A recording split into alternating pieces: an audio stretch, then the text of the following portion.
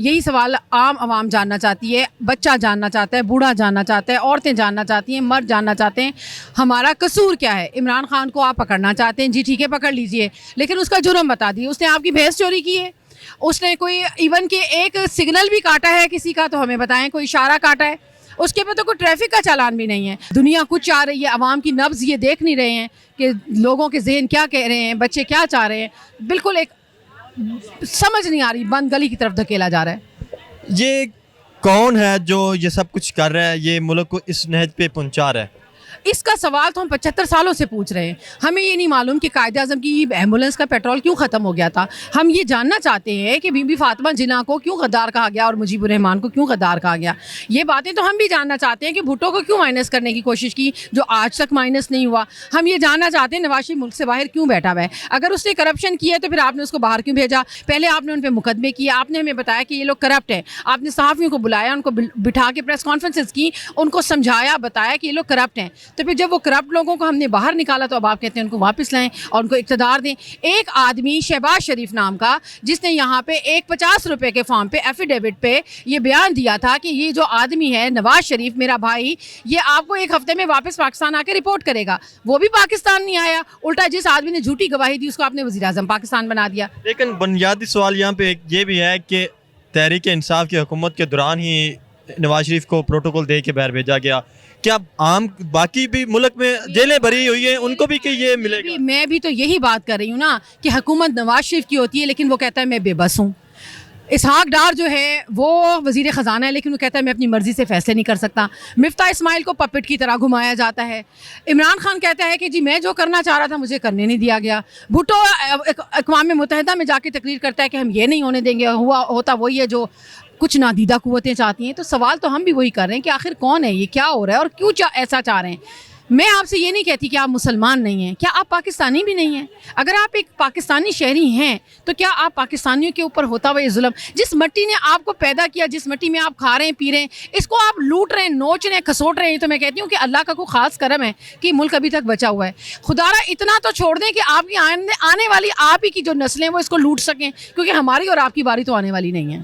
کیا وجہ ہے کہ یہ آپریشن رات کو کیے جاتے ہیں, لوگوں کو اٹھایا جاتا ہے, رات کے پیر اٹھایا جاتا ہے, کیوں نہیں یہ کیا جاتا کہ دن کے ٹائم کہا جائے جی یہ آپ کے وارنٹ گرفتاری ہیں, ہم آپ کو گرفتار کرنا چاہتے ہیں.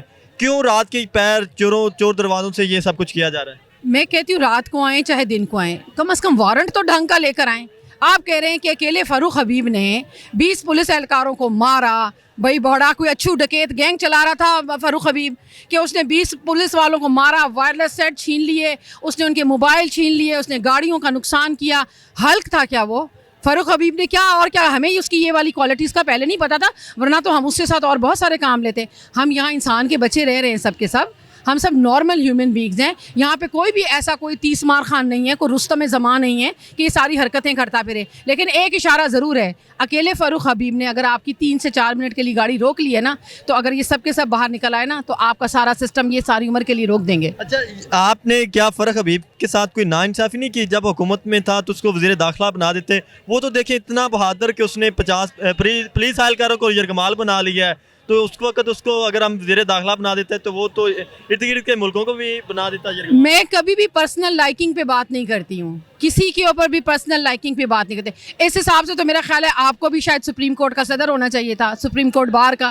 تو یہ اگر ذاتی پسند ناپسند پہ ہو تو ہو سکتا ہے پھر میں اپنے لیے بہت ہی کچھ مانگ لوں, لیکن ایسا ممکن نہیں ہے. کسی کی بھی قابلیت اور اس کو جانچنے کا جو پیمانہ ہے وہ پارٹی کی سینئر لیڈرشپ کے پاس اور سب سے بڑھ کر ہماری قیادت کو جو ہیڈ کرتے ہیں چیئرمین عمران خان صاحب کے پاس ہے. وہ جو بہتر سمجھتے ہیں میرا خیال ہے وہی بہتر ہوگا. میرا سوال کچھ اور ہے کہ فاروق حبیب نے اکیلے پولیس اہلکاروں کو یرغمال بنا لیا. ایف آئی آر کو ہم دیکھیں تو اگر ہم اس وقت اس کو ملک کا وزیر داخلہ بنا دیتے تو وہ ارد گرد کے ملکوں کو بھی یرغمال بنا دیتا.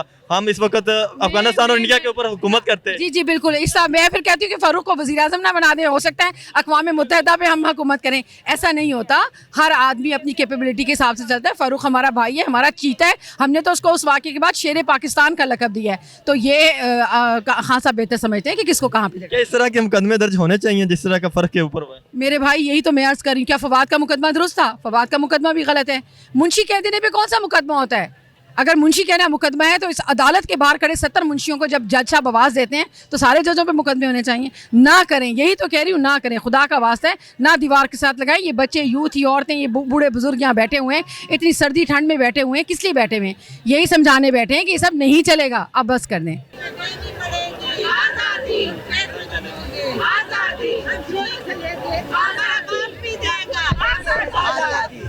चोरों से लेंगे आजादी, इन डाकुओं से लेंगे आजादी, चोर हुकूमत, चोर हुकूमत।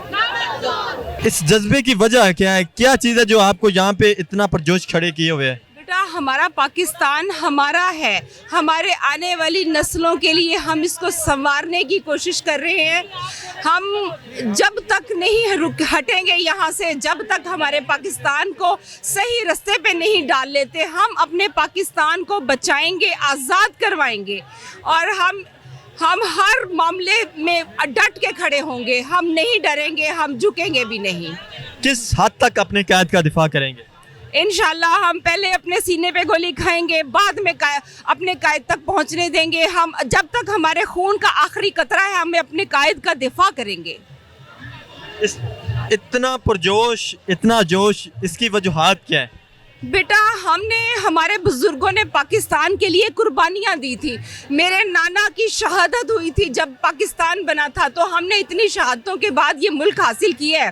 तो आज फिर हमारा भी बनता है कि हम भी खड़े हों, हम अपने बुजुर्गों के नक्शे कदम पे चलें और अपने पाकिस्तान को बचाने के लिए हम आखिरी दम तक इमरान खान का साथ दें।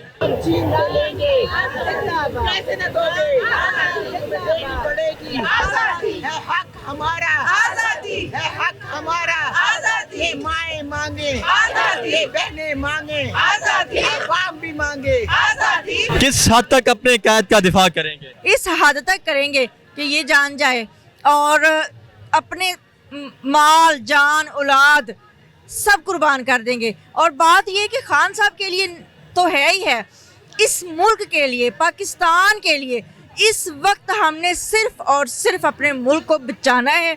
हमारा मुल्क तकरीबन डिफ़ॉल्ट हो चुका है। हमारे मुल्क के जो बाशिंदे हैं उनका ये हाल हो चुका है, खुदकुशियों पे मजबूर हो चुके हैं, खुदकुशियाँ कर रहे हैं। हमारे सैलाब ज़दगान बहन भाई अभी भी सैलाब में डूबे हुए हैं और ये 14 जमाती इम्पोर्टेड सरकार ने हमारी जीना हराम कर दिया हुआ है, इन्होंने और इनके सहूलतकारों ने। और मैं सहूलतकारों को पैगाम देना चाहती हूँ कि खुदा का वास्ता करके बस कर दें। अब आप बस कर दें। अब अवाम को देखें, आप लाशें गिराने का शौक है ना तो गिराएं लाशें। हमें ऑर्डर कर दें, हम एक मैदान में इकट्ठे हो जाते हैं, सबको मार दें, बम से उड़ा दें, अपने जो भी आपके पास है उड़ा दें। लेकिन ये मुल्क जो है ना, जो हम अपने ही इस्टेब्लिशमेंट के हाथों, अपने ही पीडीएम के हाथों हम यरगमाल बन चुके हैं। ये मकबूजा कश्मीर नहीं, मकबूजा पाकिस्तान है। हमें बता दें कि हम कहाँ जाएं। और अल्लाह ताला आजमाता है, किसी को बादशाह बना के, किसी को रियाया बना के। इस वक्त हमारे मुल्क में माशाअल्लाह से भी बदतर हालात हो चुके हैं। हम नहीं मानते इस सीएम को जो कि गुस्ताखे सहाबा है। ये क्या कर रहा था खाना काबा में आर्मी चीफ के साथ, और आर्मी चीफ जो है उनको मैं बेहद अदब से सलाम करती हूँ, अस्सलाम वालेकुम हाफिज साहब जी। और दूसरा मैं कहती हूँ कि आपकी वालदा, आपकी माएँ बहनें, हम भी आपके कुछ लगते हैं। बाजवा के नक्शे कदम पर मत चलें। सिर्फ और सिर्फ 3 साल मुद्दत मुलाजमत है आपकी, और अवाम के लिए करें। हम आपको सर आंखों पे बिठाएंगे, आपके बच्चों को प्यार करेंगे, आपको प्यार करेंगे।